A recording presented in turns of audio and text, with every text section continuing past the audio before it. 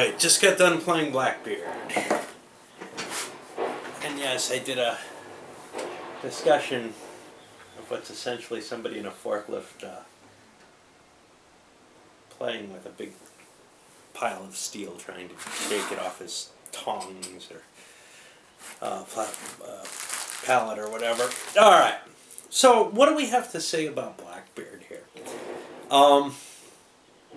I mean, I've had fun playing it. I don't think it's a particularly, well, see, here's the thing. It's not a good solitaire game for me because it's designed for solitaire. It's essentially a multiplayer solitaire. However, it is a game that I've had a lot of fun sitting down with a bunch of people to play. Sometimes somebody will be there, okay, there's nothing you can do in this, you can't control it. Yeah. So the way I look at it is it's kind of like Talisman with really, really much more complicated rules. It's not like Talisman in the sense that your decisions in this game have a lot of effect on how well you'll do. However, there is a humongous amount of chance, no matter how cleverly or carefully you're playing, no matter how you're kind of trying to game the system part of this game, it will jump out and do things you don't expect. It will play you as well. And in that sense, there is that much randomness, etc. You don't know, you pull a merchant, it looks big, and then you finish it off and there's nothing on board. Or there's enough to win the game on board. But you're going to have to sit through 6 hours waiting for that game to end once you retire with that money. These are the kind of things that kind of, I think, make the game unpleasant for a lot of people. For me, I'd get a kick out of playing it only with other people. There is some potential for interaction, again, at about the level of Talisman. You've got the King's Commissioners to mess with each other. You can go DNR on somebody. We didn't see a duel at all in my game. Nobody had a real good duelist. The desire and ability to help hasten the death of other players is really where it kind of focuses. And you also want to throw them some curveballs, make things a little difficult for them. So you'll send the warships their way, even if it's not the guaranteed leader. You just want to slow them up a little bit. That's kind of my feeling on it all. Component-wise, it all sort of works. You show the smaller map. You got a standard for the era. This is 1990 or so, maybe a little earlier. Era Avalon Hill map. It's attractive. It definitely impressed me at the time. Nowadays, well, you can do more, but not by too much. The hard map, not too bad. A little bit of pooching in it. Lots and lots of charts and tables on here. It's nice that they're all on the board because it's really hard to figure anything out from a rule book. And in fact, most of these charts may not even be in the rule book. I'm not sure. They may be here in some form or another, textual or otherwise. One of the things with the rule book is it's a disorganized mess, but someone, and this may be Greenwood here, I blame him for the mess though, because when you read Berg's rules, they're never like this outside of Avalon Hill. And you read other people's Avalon Hill rules and they're like this in this era. There is a nice index, and once you realize the magic of the index in this game, it is helpful. It generally will get you where you want to go. There are a few cases where it doesn't. But there are rules in places that you just will be dumbfounded by where you'd find that rule in the game. And that's very disturbing. I did not find too many cases of the questions and answers section jumping in and making actual rules in there.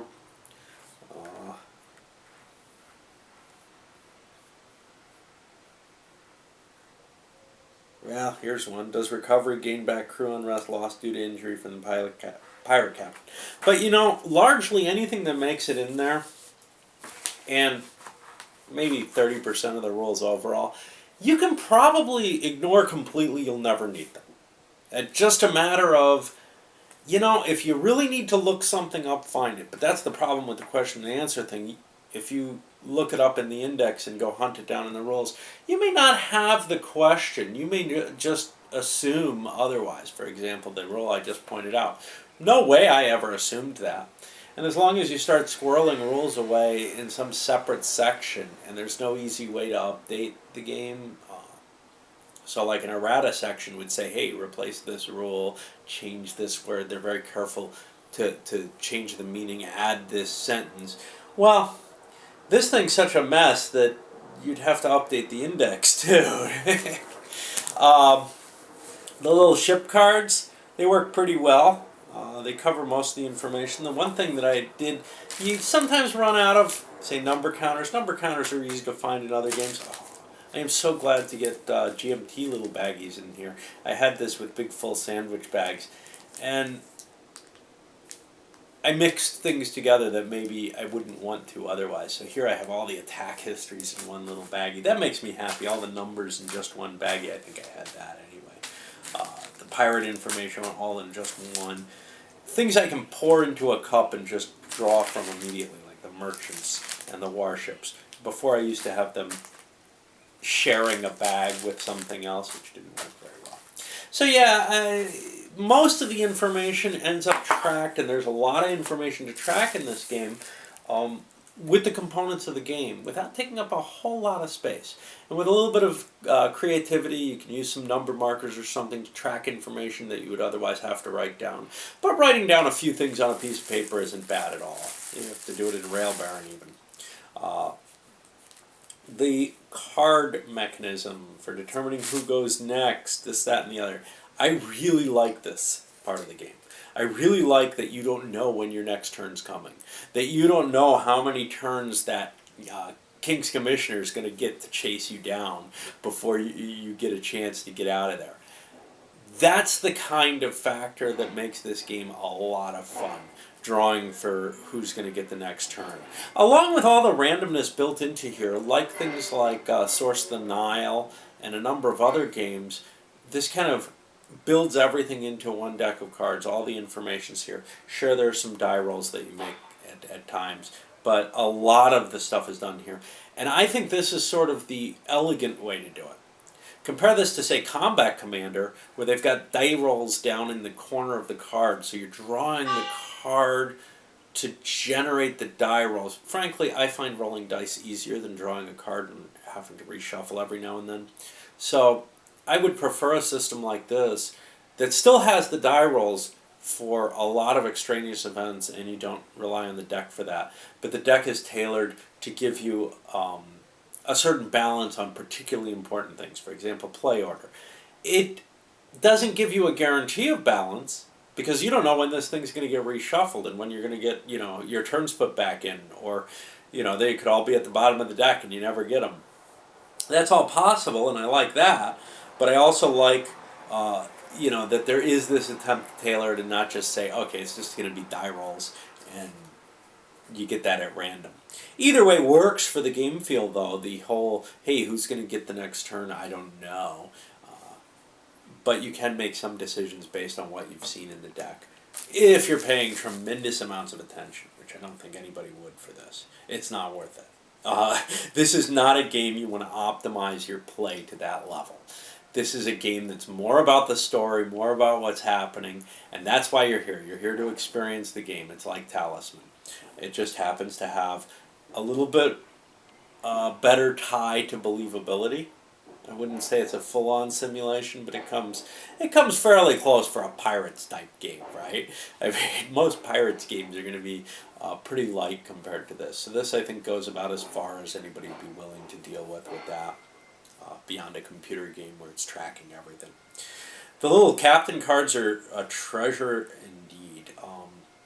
Just the fact, first of all, having the characters' values different on here, it makes people a little different, but then having the description of some, it's so much fun to have someone you really like, and it really sucks to have the guy next to you making fun of you because you're named Tommy too. Let's find him. I was hoping to find him. There he is Tommy too. He's not too bad. There are some, but there's one of the things. There are some that are very, very good. Black Bart. The Dread Pirate Roberts. And then some others who are not so good, like Bonnet with his 2 ability. We had someone, Kid's got a 2 ability too, right? And he almost, he was putting a run for the win. I think Kid has. But that's the thing, is that you may, no, Kid must not be a 2. You may not be getting, you know, a particularly, oh, where's Calico Jack? I like him too. You may not be getting, you know, a fair deal when you look at your different pirates. He's not bad. His women made fun of him. And he was hanged. You may not be getting a particularly good deal with whatever pirate you draw. That's a huge factor in the game. I don't think that someone crappy has a chance. I think if you get a bad deal on the pirate, you're probably screwed. But the game is so random you can't be sure you're screwed, and you don't want to throw out a bad pirate. At least I don't. Because I figure, well, there's a good chance he'll die anyway, and I'll get another one. But there's a good chance that he'll get his ship screwed up, and that there'll be a mutiny on board, and that you'll get a good pirate who's in a bad position then. So it might actually be worth trying to get your bad pirates killed off. That's something I generally don't do because I'm too much into the story of it. I want them to do well because I'm them right now. But yeah, there's a major factor in there where, along with all the luck that comes along with it, there's just this one huge piece. Who did you get? You could get a total loser. You could also get some very, very good ones. We saw Lusan was very good. Roberts is very good. Teach is good, but he's not fantastic. Blood is, of course, very, very good, and about as good as you can possibly be. Except for one thing, he can't be played in the multiplayer game. Anyway, you know, if you're interested in the talisman type experience, where you're really just playing kind of and watching the story unfold, you have some input, but it's not a whole lot. And you have the stomach for what's really a much heavier rule set, although probably not any worse than the talisman rules. It's just that there's more complex concepts going on here. Alright, I guess that's about it.